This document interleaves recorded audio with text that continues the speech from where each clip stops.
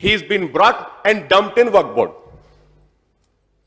dumped in minority department. Sir आप उसको review करिए। मैं अपनी स्पीच में बोला कि ना सिर्फ इजाफा होना है हमारे को मुलाजिमत में माइनॉरिटी स्कीम्स को इंप्लीमेंट करने के लिए, जितने नाकारा और बेकार लोग हैं, और वक्फ बोर्ड में तो मैं कहूंगा कि जितने एम्प्लॉइज हैं उन सबको वक्फ बोर्ड से निकाल के दूसरे महकमे जमात में ट्रांसफर करे, जब ही जाके वक्फ जायदादों की हिफाजत हो सकती है, नहीं तो नहीं हो सकती। इस पे हमारे मिनिस्टर साहब कुछ नहीं बोले। एंड ऑल्सो मैंने दरखास्त की थी कि बीसी एससी एसटीज के लिए जो एज लिमिट है साहब, वही एज लिमिट माइनॉरिटी स्टूडेंट्स को भी होना है। बीसीज की उम्र एक है, एससी एसटीज की एक है और माइनॉरिटीज की एक है, उस पर भी कुछ नहीं कहा गया। एंड ऑल्सो मैडम, इसमें मैंने यह भी कहा था कि गवर्नमेंट ऑफ इंडिया की जानिब से जो स्कॉलरशिप्स आते हैं उसमें सीलिंग 2 लाख रुपए एससी एसटीज के लिए, मुसलमान के लिए, लेकिन एससी एसटीज के लिए 1 लाख है, तो उसको भी कम करने, उनके बराबर करने के लिए उस पर भी कुछ नहीं किया गया। मैडम, उर्दू के ताल्लुक से मैंने मुतालबा किया था हुकूमत से कि उर्दू को एक मौक़िफ़ दिया जाए। मैंने एक भी मेरे सवाल का जवाब नहीं है, इसलिए मैं फिर से बोल रहा हूं। मैडम बोलने दीजिए मुझे, मेहरबानी होगी, बड़ी मेहरबानी होगी आपकी। बोले, अब मैं बोलूंगा तो आपको बुरा दिखेगा। देखिए, हम पहले नाइंसाफी जितनी हुई है तेलंगाना में, उस सबसे ज्यादा अगर नाइंसाफी किसी पर हुई तो मेरे साथ हुई, मुसलमान के साथ हुई। जागीर एबॉलिशन एक्ट में हमारी जमीन आ गई, एग्रीकल्चरल सीलिंग एक्ट में हमारी जमीन गई, इनाम एबॉलिशन एक्ट में हमारी जमीन गई, अर्बन सीलिंग एक्ट में हमारी गई, तख्त व ताज हमारा लुटा और हम फुटपाथ पे आए। लेकिन आज आप हमारी इस मुसीबत को, इस परेशानी को, इस पसमानदगी को देख रहे हैं तो आप काबिल मुबारकबाद हैं। कुछ करेंगे कह रहे हैं, हम मुबारकबादी देते हैं। लेकिन मिनिस्टर साहब बोले नहीं बोले, एक ही बात बोले। क्या बोले? मुसलमान इतना पिछड़ा हुआ है कि होटलों में और यहां पे पोछा मार रहा है, झाड़ू दे रहा है। नहीं, सारा मुसलमान पोछा या झाड़ू नहीं मार रहा है। मुसलमानों में भी काबिल है।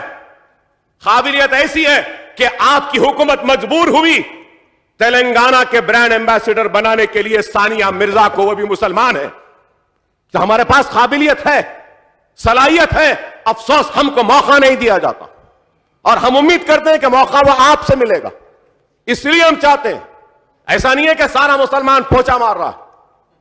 वहां बैठ के प्राइम मिनिस्टर साहब ने भी ऐसी कहा कि मेरे बाप के जमाने में एक पंचर जोड़ रहा था, उनका बेटा आज भी जोड़ रहा है। वही लाइंस पे आप भी कह रहे हैं।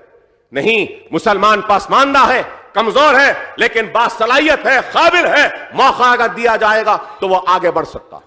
और इसके साथ ही साथ हमने ये भी कहा कि वक्फ बोर्ड के जायदादों के तहफ्फुज़ के लिए हुसैन शाह वली रहमतुल्लाह अलैह की दरगाह के ताल्लुक से मैंने कहा कि कोई भी मसला निकालिए, हम मल्टीनेशनल्स के खिलाफ नहीं है, हम उनके ऑपरेशंस को बंद करना नहीं चाहते, हम रोकना नहीं चाहते। मैंने ये कहा कि जितनी खुली आराजी है दे दीजिए।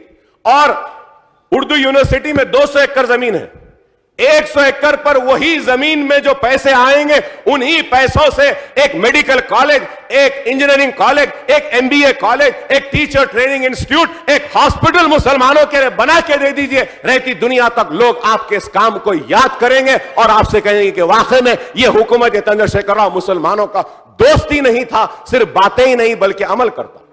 इस पर भी कुछ नहीं बोले। रुबात है, हाजीज जाते हैं मक्का मदीना में, billions and billions of dollars रखे हमारे पैसे।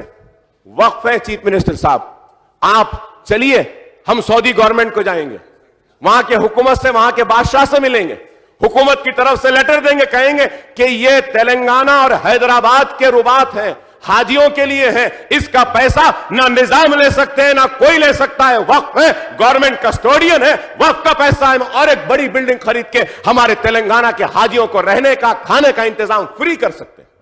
क्या है तजवीज अच्छी नहीं है? बताइए। इस पे भी जवाब नहीं दिए।